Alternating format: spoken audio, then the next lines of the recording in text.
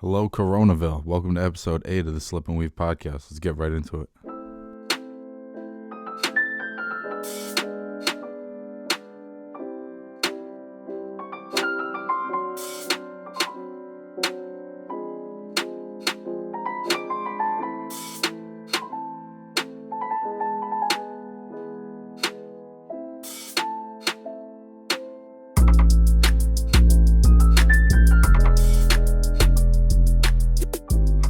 What's up, everybody?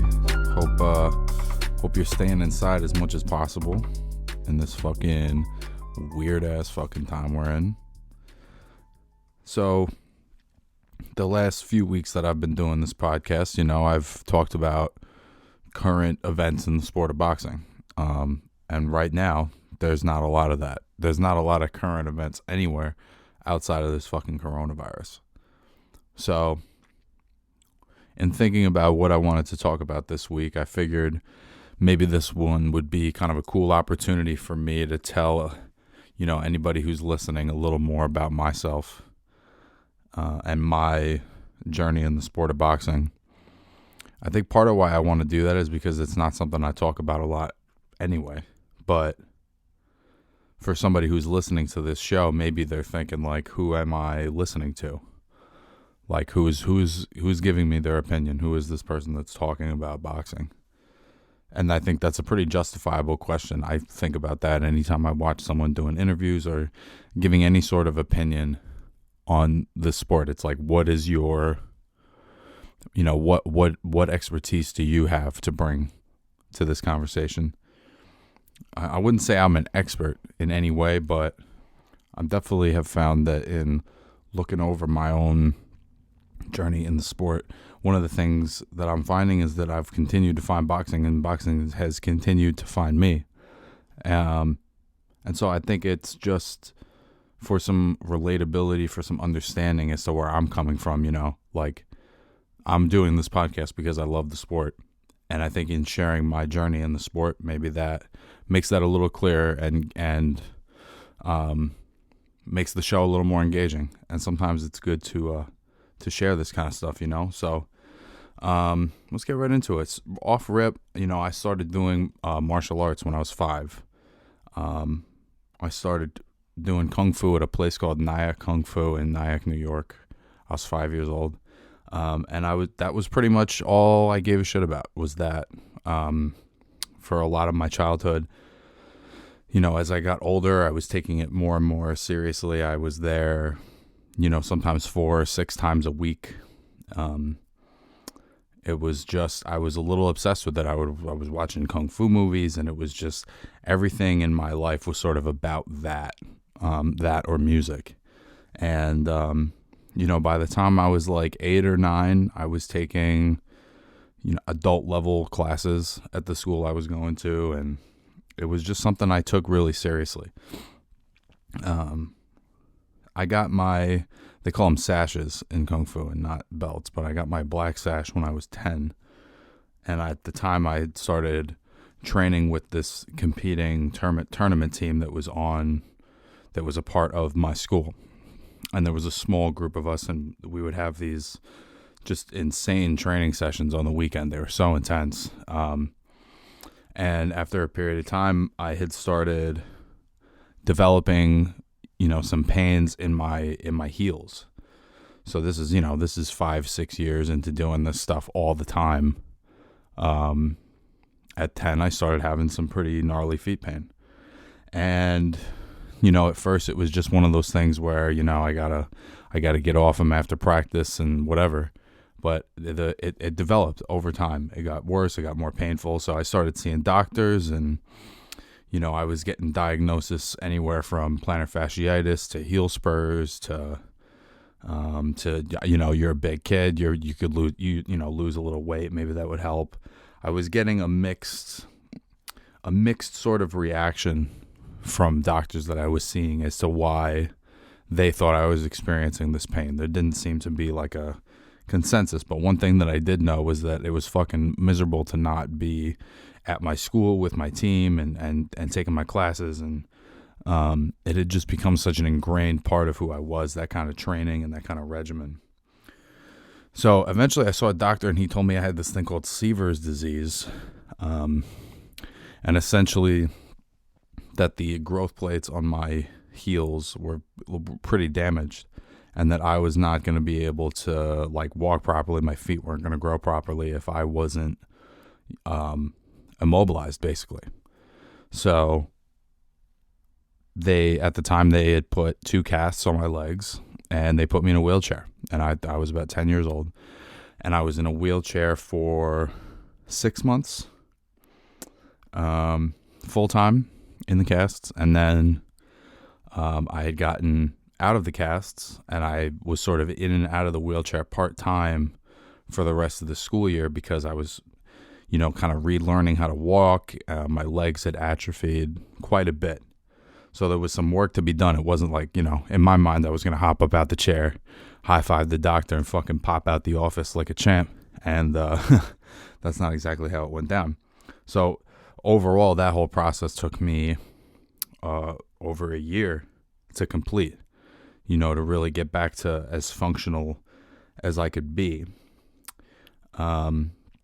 And it was tough during that time too, because I was a real hard-headed kid. So there were times where I was probably doing a little more than I should have, and I fell, or I rolled my ankles, or whatever. But it was weird going from, training in martial arts and athletics. It was everything in my life, and then boom, cut to a year later, and I'm 11 basically, and I feel like I'm washed up or something.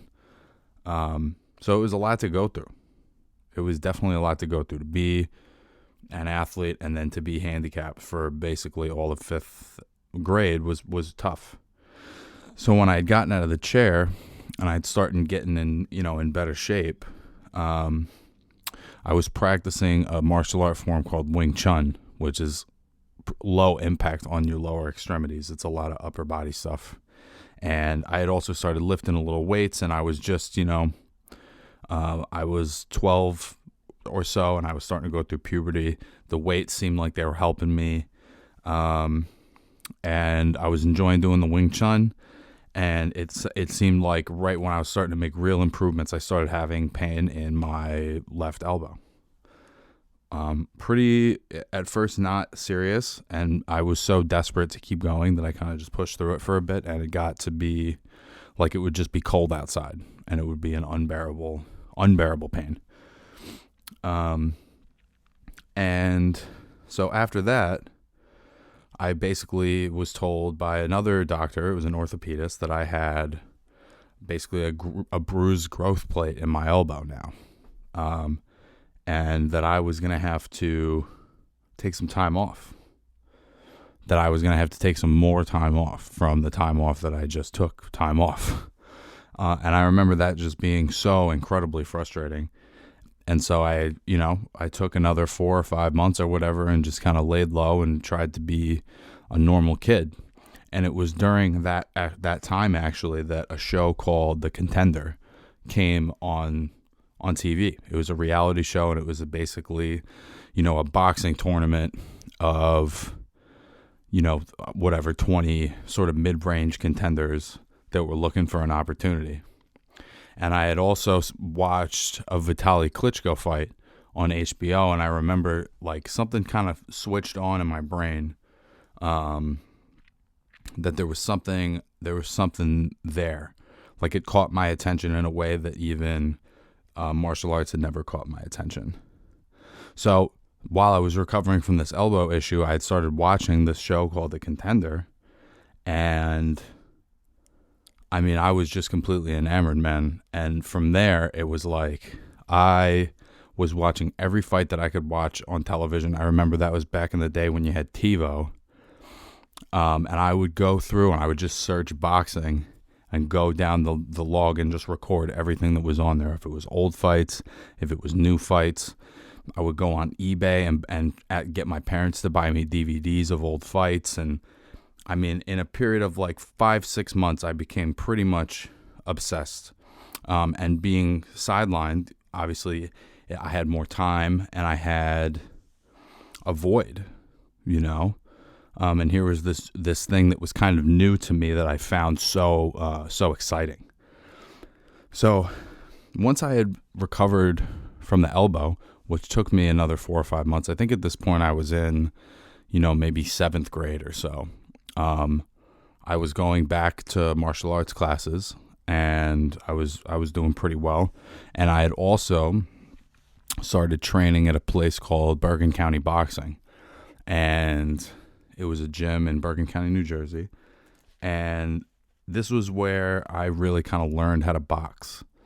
I knew a lot of the basics just from, being in the martial arts and from being in combat settings. But this was kind of the place where, first of all, it was the first time I was making really full hard contact with people that I was sparring with, where there wasn't a holding back on power. And especially when you're 13 or whatever, guys have so much energy, you just want to get in and wail on each other. So this was the first time I really felt like the tactile part of the sport. I felt the consequences of I made a mistake or I threw something too close and I got clipped.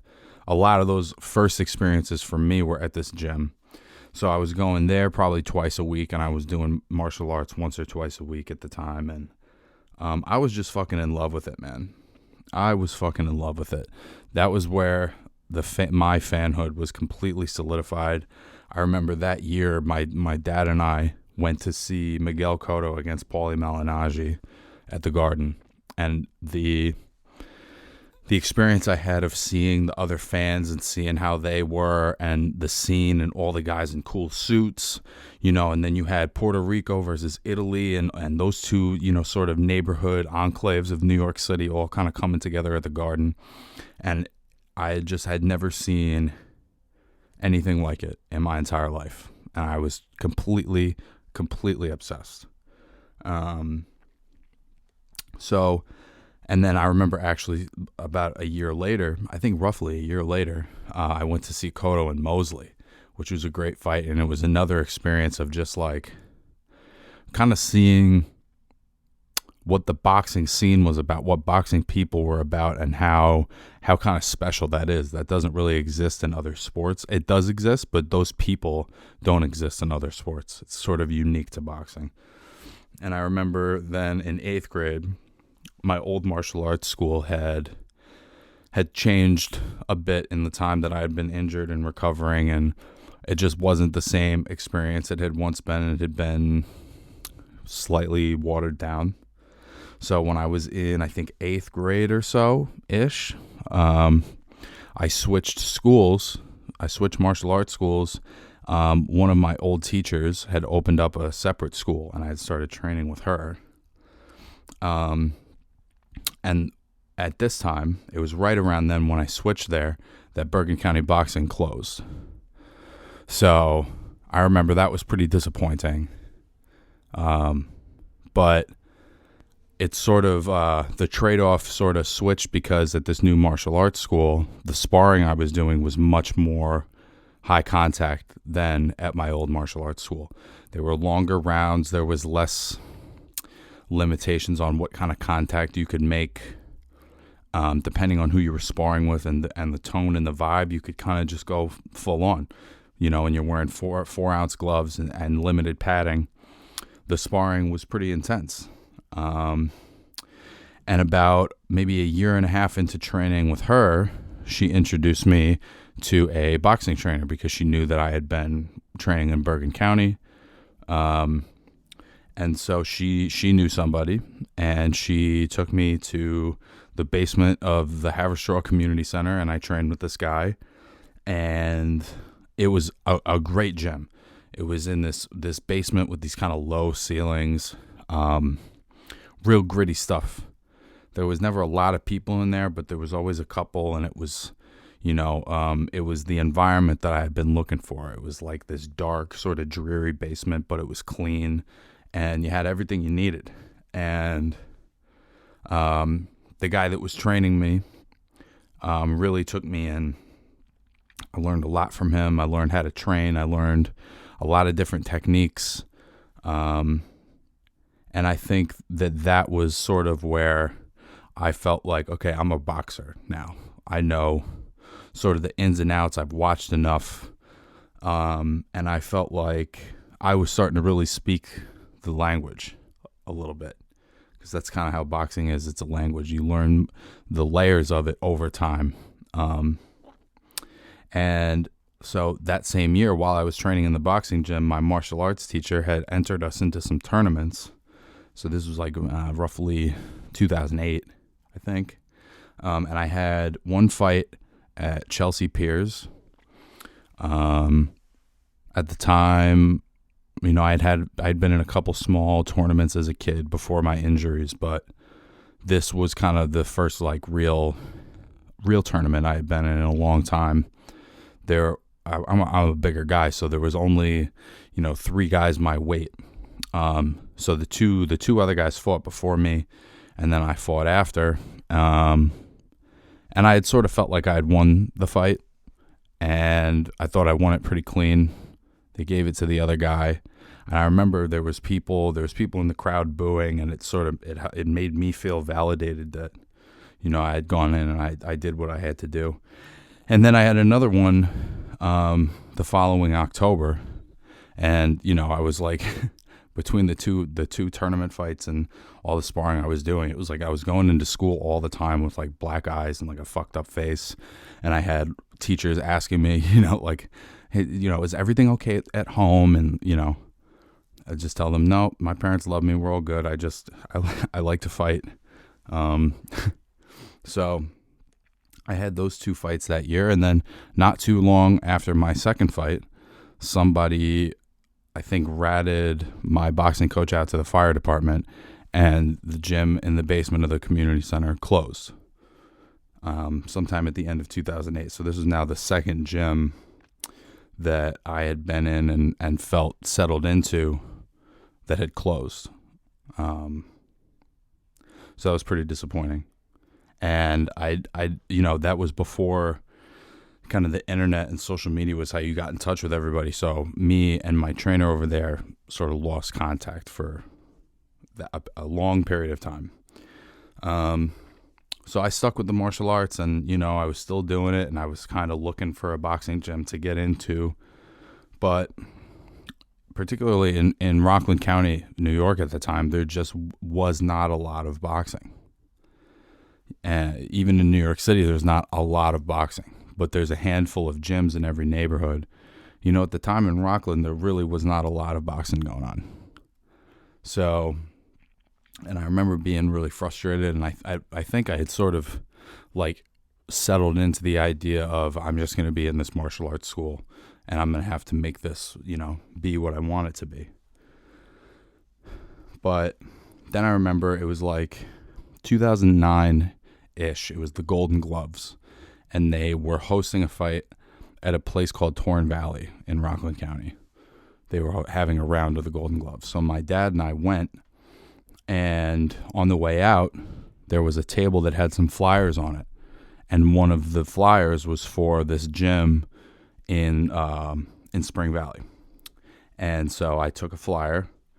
I remember it took me a little bit to get the balls up, but I called this guy up, and my mom took me over to this gym in Spring Valley. And when we pulled up, it was basically just a guy at his house, and the gym was his garage and his driveway.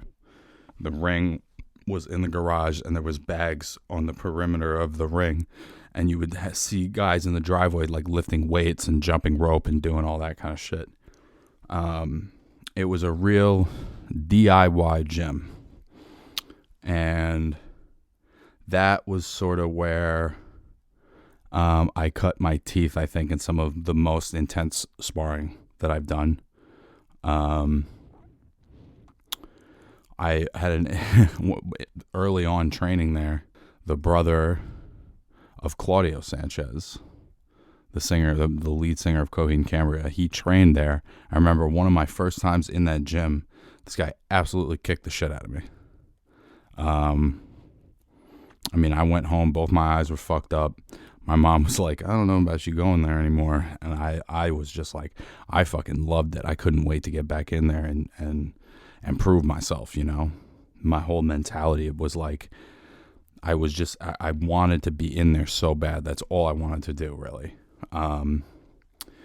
So between kind of getting my ass kicked and feeling like I could give some ass kickings. I gave a couple of ass kickings in there, and I felt like my hunger, my appetite for the sport, my appetite for like the contact and the combat really ramped up around this time. So this was, maybe 2009, 2010. Then I remember I was a senior in high school. I was training at this place a couple times a week. I don't know if I thought that I was going to fight. I think I was starting to get in that mindset that like, maybe I want to compete in this on some level. And I was playing pickup basketball. This is like the winter time. We were indoors, and I went up for a layup, and I basically kind of lost my balance, and my friend sort of hit me, and I hit the wall, and I popped my shoulder out, my right shoulder. So I don't think I knew at the time that that's what I had done. I don't think I was fully aware that I had popped my shoulder out. So, and I think I actually kept playing basketball that night. So, but I remember I was like, all right, I'm probably going to have to give this some time off. Cut to the next morning, and I can't lift my arm at all. So I had to take a couple of weeks off, and I figured, I don't know what I figured. I think I was just a teenage kid, and I wanted to do what I wanted to do, and I had to do enough sitting out already. So I waited a couple of weeks, and I remember I was in the gym in Spring Valley sparring with the guy that would actually go on to win the Golden Gloves for heavyweights. Him and I were sparring, and I remember I missed a jab, and I popped it out again. I'm a southpaw, right? So I lead with my right hand. So I had missed a right jab, and I felt it pop out. And my coach had to sort of assist me in putting it back into place, if you get what I'm saying. So I think at that point I had a pretty good idea that my shoulder was not right, that I probably was going to have to ease up for a little bit. So I went to another orthopedist. He told me I'd pretty much totally blown out my rotator cuff and that I was going to have shoulder surgery. So that pretty much took boxing out of the equation for the rest of my high school career. I think I was in, rehab for about 7-8 months. And I don't think I did any sort of boxing, any sort of martial arts or whatever for the remainder of my high school career. And once I graduated high school, I had gone to Hofstra University for a semester, and then I had moved back home to Rockland County. And it was in that time that one of the trainers from my garage gym in Spring Valley had moved to his own garage in another town. And so when I moved back in the wintertime, I started training with him over there. And there was only a couple of us in there. I was going to community college at the time, so I would go to class, I would go train with him, and that was kind of most of what I was doing. I was doing a lot of music and stuff at the time too, but I was training with those guys a lot, and I think that I was at another point where it was like I would really, really like to compete. I was, about 19. It was like right in that window where, it's perfect to be competing, especially in the amateurs. And at one point during that summer, I was sparring, and I got clipped, and I felt a sensation that I had never felt before, and it was the first time I really, really got buzzed. And I had been hit pretty hard prior to this, but I had never been buzzed like that before. I had, one of my legs went stiff. It was a weird sensation. And then I kind of kept going, and I felt it again, and this time one of my legs went totally fucking stiff for like 10 seconds. So I was like, all right, I'm done for the day. And I wound up having a concussion from sparring. So that was a first for me. I had never had any sort of like, head trauma or head injuries of any kind, even after, being a part of the sport for 14 years. Or combat sports for 14 years. And when I was injured, I had started figuring out some things as far as the general direction of my life and where I was going to go. And, So I wound up moving into New York City, and I stopped training at that garage at that time. And I moved to Harlem, and at the time, I was going to City College over there, and I just didn't have a lot of free time. Any free time I had was kind of going to either music or like pick up basketball. And I think, not that I had given up on boxing, but maybe I needed a break, or I'd given up on the pursuit of boxing, I think. So I was living in the dorms at City College for a little over a year. And then at the time, a friend and I had decided to get an apartment together, and we moved to Arthur Avenue in the Bronx. And it was pretty quick into living there that I discovered Morris Park Boxing Gym. And I think maybe a month into living in that neighborhood, I went over to the gym and I took the bus. And, I had never been around that many fighters.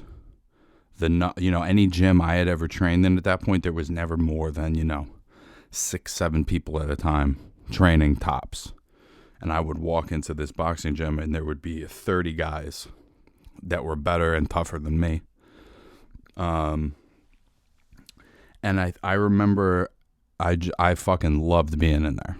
I remember that it was just, you would meet guys that you would see on TV. I met, like Lou Del Val, and I met Louis Resto, who they did an HBO documentary about. It was just it's a special place, that gym. It's run by former champion Aaron Davis. So I was interacting with him all the time.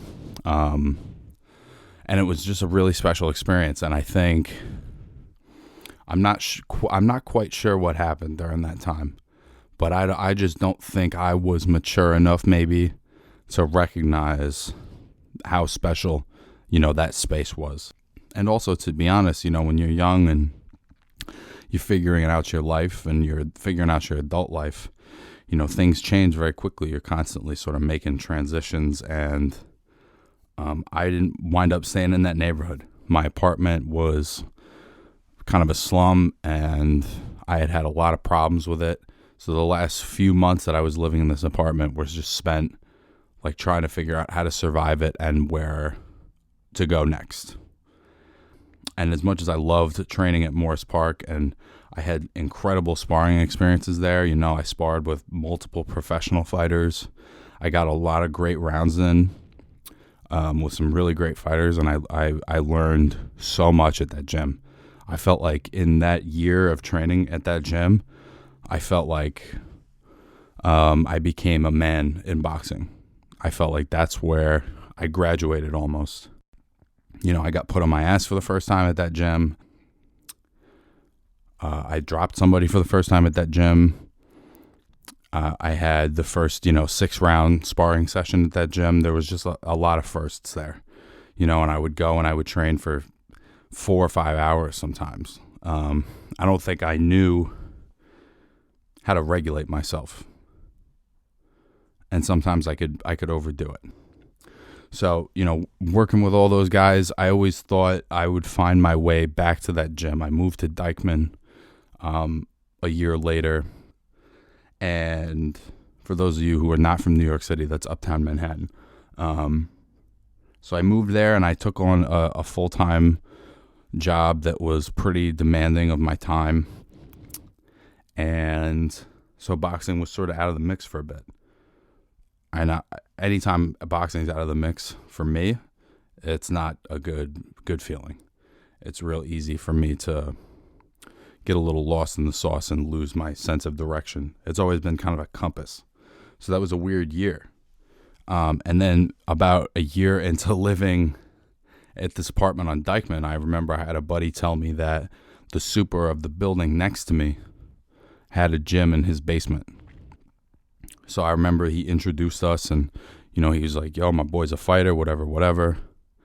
And we met up a couple of days later. I think I went down into the basement and he showed me his little gym. It was real basic. It was real grimy basement shit, low ceiling, 2 bags, the size of a bedroom. Maybe there was one bicycle in the corner. And me and this guy would train a couple of times a week. But the main thing about this gym was that his dog fucking hated me. And he would let this gigantic black pit bull walk loose. And like the second or third time I went into the gym, I went down and I turned the corner of the laundry room. And the first time I had met this dog, he gave me his belly and was like super friendly.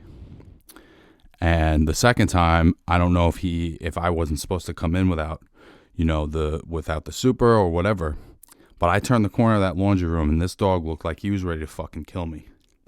And I knew to just turn and start running. So I turn, I'm fucking running for my life, and I hear him. Woo, woo, woo, woo. He's fucking barking his ass off. I can hear him behind me running. And I come out the building. I'm fucking running down the alley, and I fucking push the door open, and there's like a block of wood that's been holding the door open. The block of wood falls down and hits the dog in the fucking head. And I slam the door in his face, and he's losing his fucking mind. Woo, woo, woo, woo, woo. And everyone's asking me, yo, bro, you good? And so anytime after that I would go down into that basement gym, this dog would have to get held back, like on a leash. He would just be freaking the fuck out every time. I'd have to walk by him, and he'd be like fucking staring me down like he wanted a fucking piece of meat. You know what I mean? He was ready to eat, bro. He was ready to fuck me up every time I came down there. And there's something about that it was like, how much do I love this shit? You know what I mean? And then when I would go to leave the gym, I would come out. It was like a long hallway, and I would look to the right, and the dog would be at one end of the hall behind a baby gate, and the exit would be on the other end of the hall. And every time I would go to leave the gym, I would wrap my forearm in a towel with rubber bands in case the dog got out from behind the fucking baby gate. For some reason in my mind, what I was going to do was I was going to give him my forearm to bite down on the towel, and I was going to stab him. That's how badly I wanted to be in this gym, that I was willing to walk around with a towel wrapped around my arm and a knife in my pocket in case I had to shank my trainer's dog. So for just on that alone, and our schedules not matching up, that relationship didn't last very long. That was like maybe a 6-7 month relationship, and I learned a lot. I got some confidence from him and whatever, but it just wasn't the right setup. But what it showed me for myself was that, like, I'm literally willing to walk through hell to get to this. I'm willing to risk my life to go to this gym, to just have a place to do what I do. And I think every fighter has that in them, even more so than I do.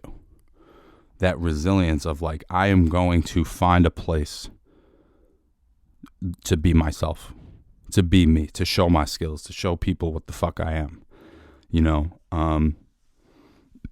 So once I had left that place, and I had decided that, I didn't want to have to fear for my life for my trainer's dog every time I went to the fucking gym, I stopped boxing for a little bit. Again, I'm out of the sport again, which at this point I was recognizing as an adult was a pattern, that, my life was turbulent enough and whatever, that I just seemed to be in and out of gyms and in and out of situations and not able to create any sort of stability for myself. And then at this point, I had started doing concert production work, and I was traveling around a lot, and there wasn't a situation that I could figure out that made sense. And I wasn't looking for gyms. I was staying in shape, and I was even giving some private training sessions, but I wasn't actively looking for a gym at that point. So now cut to, maybe this is the end. No, this is more like the beginning of 2016. My parents are moving. They're moving out of my childhood home. And my mom calls me and she tells me that she had found the phone number for the trainer in the basement in Haverstraw. The guy that my second trainer, basically, that my martial arts trainer had introduced me to. She said, hey, I found his number. Do you want his number? So I said, fuck yeah. I didn't have anything going on boxing-wise, and I know that I wanted it.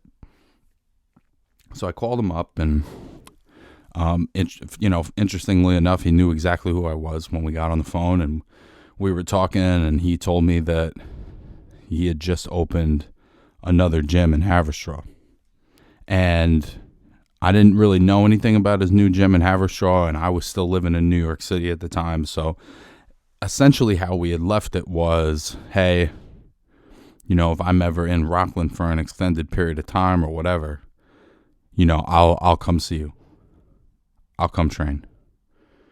And it turned out about a year later, I had two major things happen about a year later.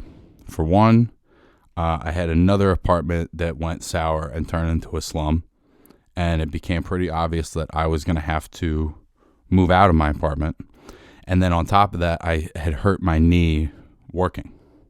I didn't hurt it directly working, but it was over a longer series of jobs that I developed the torn meniscus, and I had to have knee surgery on my left knee. So this is now the end of 2016, and I'm moving back to Rockland County, and I'm recovering from this knee surgery. So while I'm in the physical therapy, I'm moving all my shit back. I'm doing some jobs here and there. I call this guy, and I say to him, hey, you and I talked about a year ago, and I'm just calling to see if you're in your gym. I got a little bit of time on my hands. So I went into that gym, and I'm training with this guy again that I trained with, 9 years prior.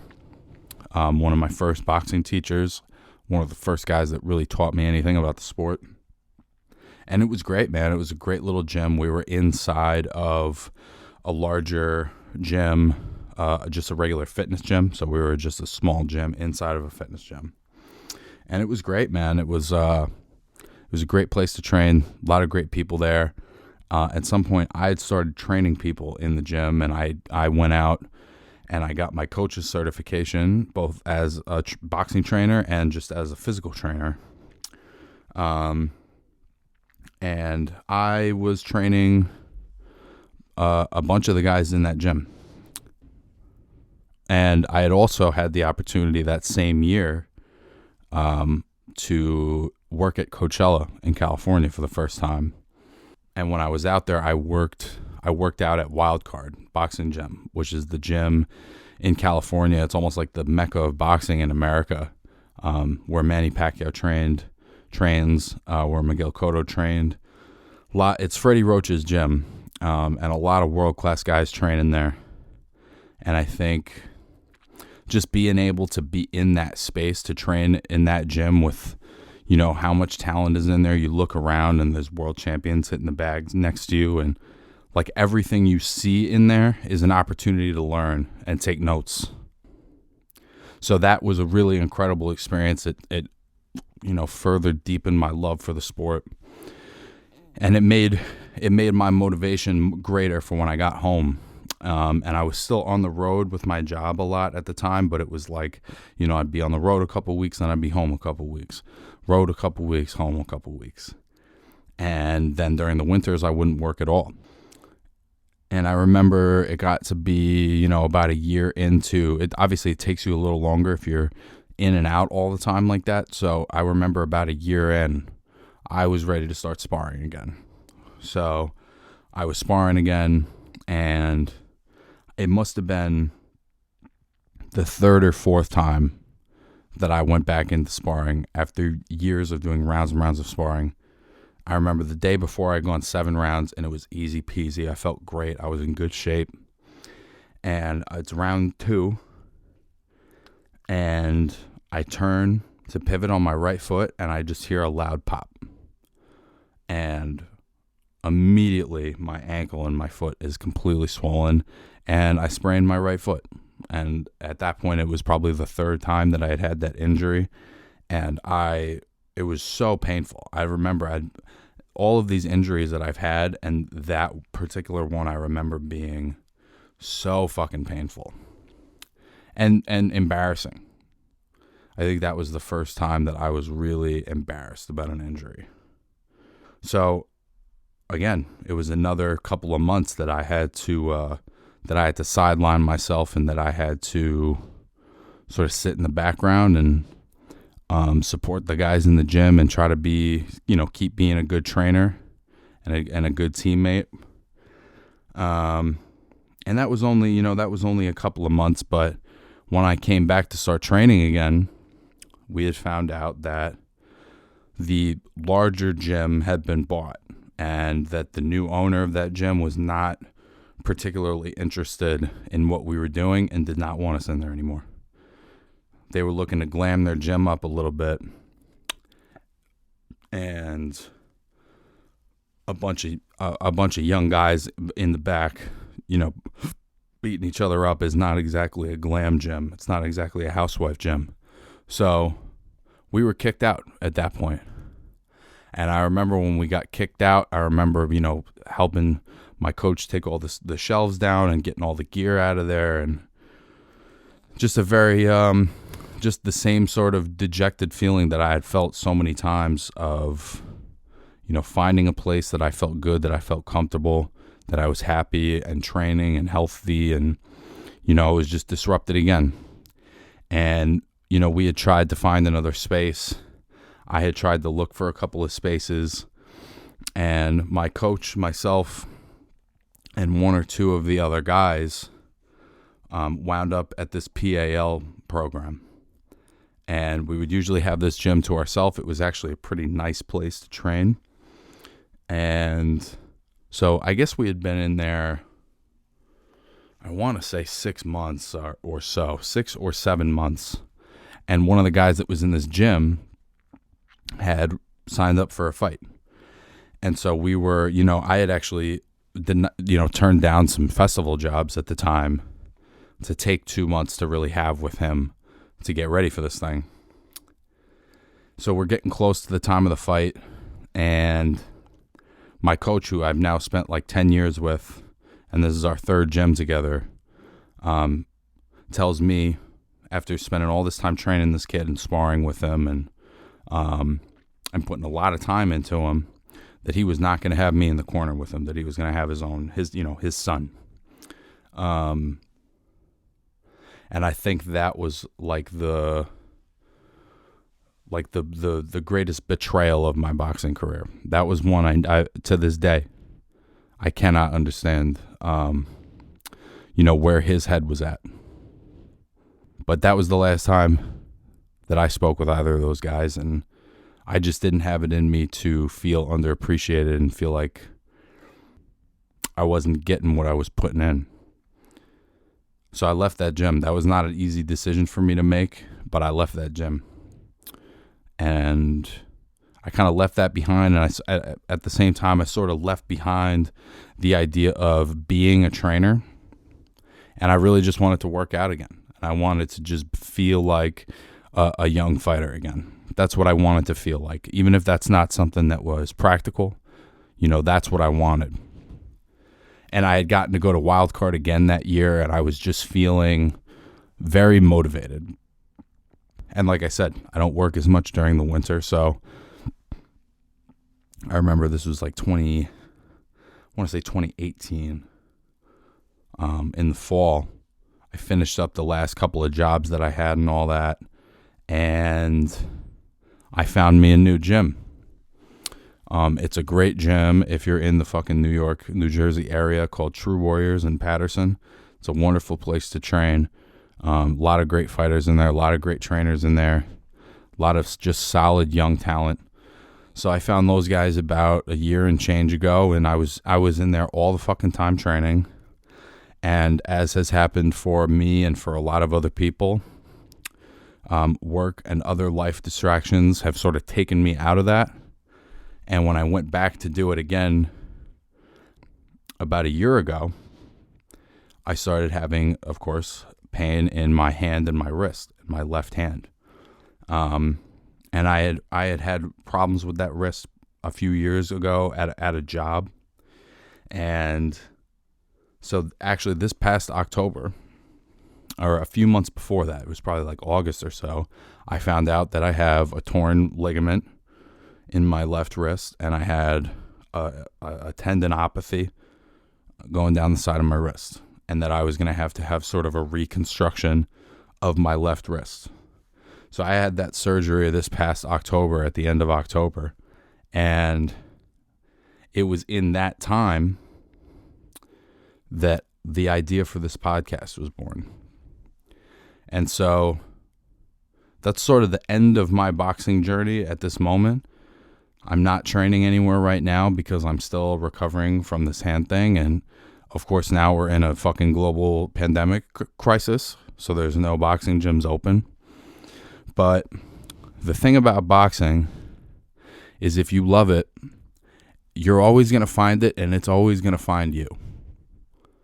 And everyone who is a fighter knows this, that you can't keep us away from it. And I guess I'm sharing this because I want anyone who's ever listening to this podcast to really understand just how much I fucking love this shit. I've been through fucking hell and back just to even participate.